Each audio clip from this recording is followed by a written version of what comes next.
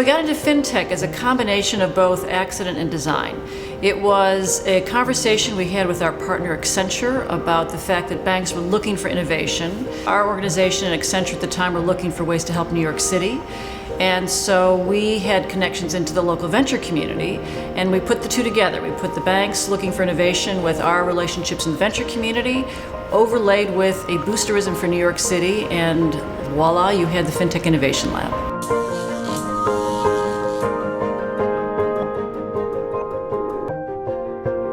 The genesis of the FinTech Lab was actually a meeting that we co-hosted with Accenture and 5 major financial institutions, specifically with their CTOs and their CIOs.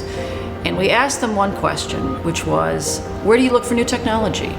And to a person, they all said, oh, California, sometimes Boston, occasionally London. And that was the epiphany where we said, you know what, we need to spend some time working with these banks to get them focused on the New York City market. And when we said, how about spending time looking at New York City so you don't have to spend time on airplanes, it's next door, etc., they said, absolutely, happy to work with you. Every year we sit down with the senior technology executives and ask them what are they looking for in terms of new technology. And what's going to be new for this year in terms of what we're looking for are things that have to do with data management and data identity. We're going to be looking for disruptive models for HR and talent management. Mobile and sort of the enabling cloud and mobile technologies are still of interest, as well as risk and compliance and cybersecurity.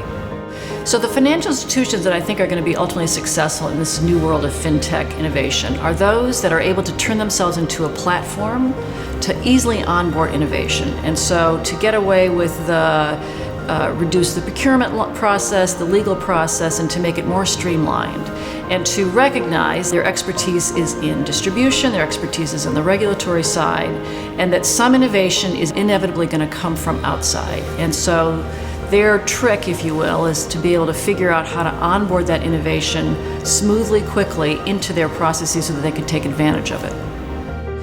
The financial institutions and the FinTech innovators are often speaking the same language, but sometimes not. And I think some of the more interesting innovations come when they're not. And what I mean by that is people that are bringing new technologies, a new way of doing things from outside financial services. And we've actually found in the FinTech Lab that those have been more of the interesting companies where they use the program to figure out the language of financial services. And by that I mean, what are the regulatory requirements, the compliance, the fiduciary responsibility, all of the things that we as a society want people that are handling our money to take care of.